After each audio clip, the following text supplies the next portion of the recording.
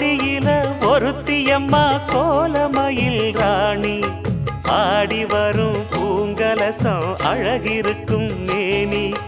தேர் நடந்து தெருவில் வரும் ஊர்வலமா